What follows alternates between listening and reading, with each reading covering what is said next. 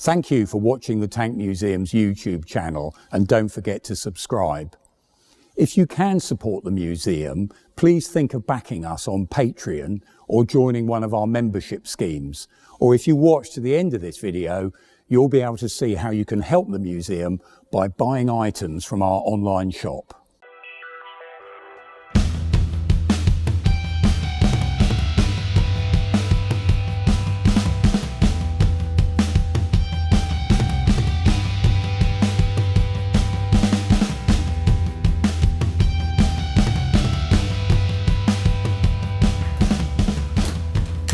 So welcome to Supporting Collection Stores. This is store one, Richard.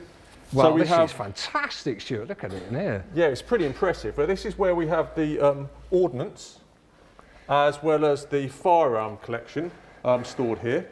So we've got a range of ammunition going back to the First World War, all the way up to the more modern ammunition that we have issued to tanks of today. The first round I'm going to start off today is this 6-pounder round that would have been fired from a Mark IV in the First World War. You can see the driving band. This is a 6-pounder that would have been fired from the Hotchkiss 6-pounder gun, and this would have had basically just a solid shot of it. It's designed to sort of penetrate other armour and things like pillboxes, etc. So quite a small little round. That's nice, that's nice. As soon as we came in here, Stuart, I had to say all I could think of was ammo bashing on the ranges and what hard work it was. Oh, I can imagine with that. We go up to World War II now.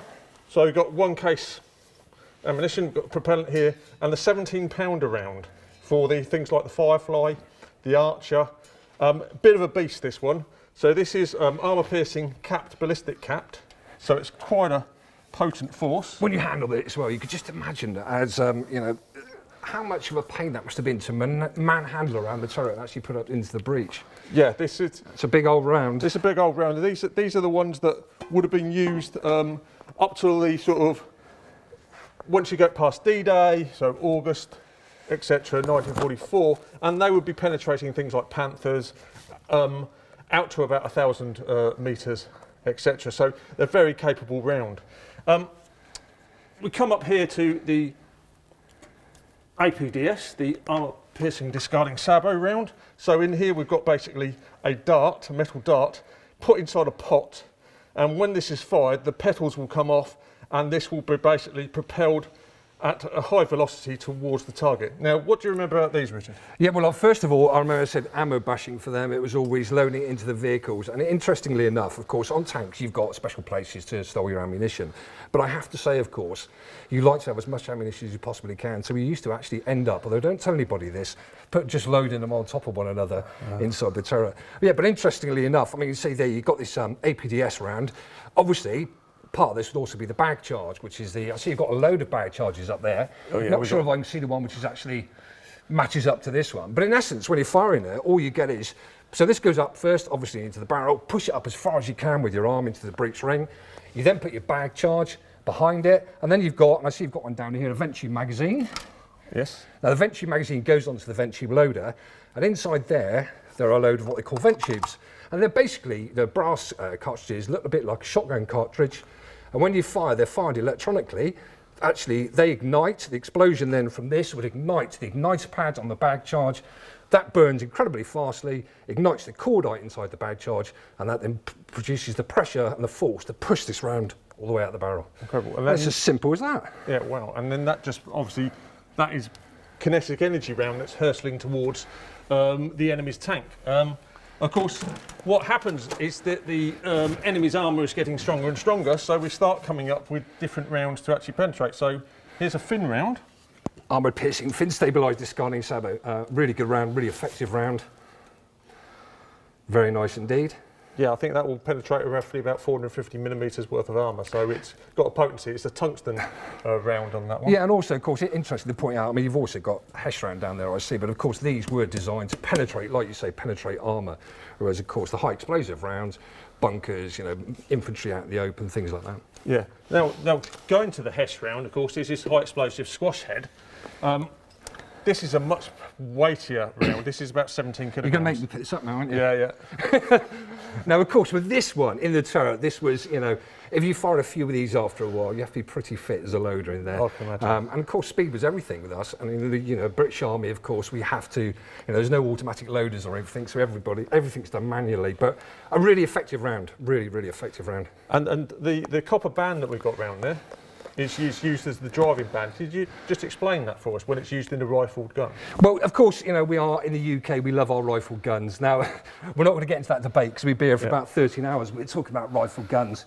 But with the driving band, it actually goes into the grooves on the rifling there. And the idea is, of course, if you spin any particular round, it imparts more stability on it and it makes it more accurate. Now, of course, there'll be a lot of people out there saying that's not necessary nowadays. And they're right in some degree. So it's just a British thing. It's what we've been used to. I believe you're going to give us a bit of an insight into some of the small arms you've got down here. Yes, Richard. We've got a lot of the secondary weapons here that would go actually into the tanks and to basically complement their main armament. This is one actually we purchased last year. This is a DT machine gun. This would go in your tanks like the T-34. You can see the difference between this and the DP really is the size of the magazine panel on top, the pan on the top, and also the armoured barrel that you get with the DT. Obviously, once you put machine guns into tanks, they need to be able to survive the sort of weapons that are coming against them and small arms fire that are attacking them. So having an armoured barrel makes a big difference on it and increases the longevity, the life. I was going to say, you mentioned you bought this one, Stuart. I was going to ask, so the rest of this collection, where do you actually get them from? Where do you find them? So a lot of these are what we would call war booty. Yep. They've come back from various different wars. Some of the MG08s we have here, these are collected as trophies. Some are collected as examples, so you can actually see. So we'll have things like MG34s, MG42s. The idea is that you get them back onto the tanks. That's what I'd rather have these weapons actually appearing on the actual tanks themselves. So when you go around looking at the tanks, Richard, you actually see them on the actual tanks doing the job that they're supposed to do. But we have things here like the Beezer. This will be going actually into the British tanks of the World War II period. And so they're here, and you've got other weapon systems, as you can see. So we've got the MG34s, we've got the Hotchkiss gun here. You'd have seen those in the First World War on the Mark IV tanks. And we've even got things like the 66mm Laws weapon. That if you've seen anyone at one of the Dirty Harry movies, he actually fires at over in San Francisco. So this sort of shows the sort of level of weapon systems that we've got. And a lot of these have been inherited. They've come through, they've been there as technical items to actually inform and instruct various people as well. Some of them will get sectioned, but some of them are just that sort of that whole collector's thing about having the items in the collection. And the key thing for us here is, unfortunately, is that we have to have them deactivated so they're not able to fire anymore. Sure. That's an amazing collection you got there. I'll show you a couple of examples that I've got for you to handle as well on the small arms side of things, and these are more for crew weapons. So the weapon I have here is the Enfield. This is basically the Mark II #1 Star. And this is the revolver that was issued in 1938 to tank crews, so to the Tank Corps, so your predecessors. And basically, what happened was they had the Webley in the First World War, and this was effectively a copy that they made in World War II to try and reduce basically the pressure you needed to fire off of that trigger. But the other thing they did was they changed basically this part here, the comb, which actually had a trigger for your thumb, and basically pulling that back, what they found was when that was actually on your person, it was catching on the tank.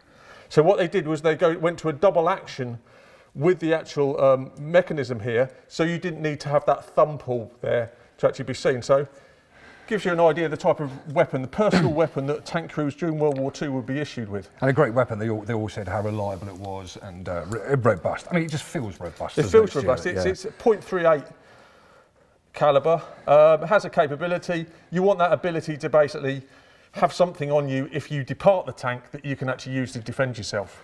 So basically, we go back World War II. We've got things like the Sten, and we've got the Sterling machine gun.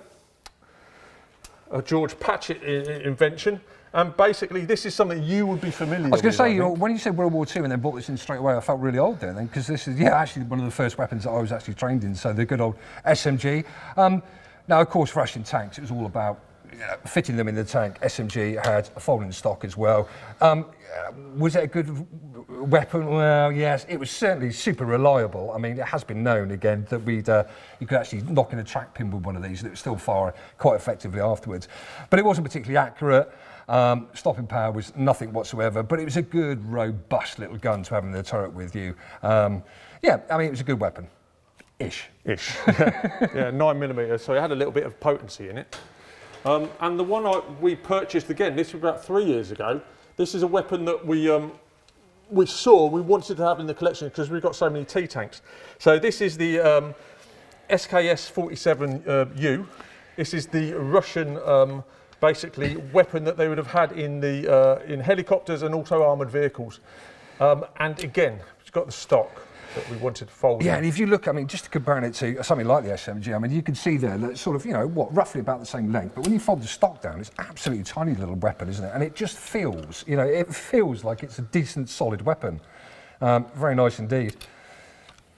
Yeah, it's a nice small weapon. It's only got a limited range of about 200 metres, but again, something very capable to give you a feeling of confidence in defending yourself, and it's that small nature that it just basically packs all the way down, and you can fold these stocks down, and that's really where we're getting to. We've got something that small, which in the compartment of your vehicle is really going to stowage-wise is going to be very minimal impact on you. Yeah, we always had problems with stowage there because obviously, some of the guns, especially like the SE-80s, the first when they first came out, it was a bit too delicate for a tank crew, and they break fairly easily. So you needed something robust.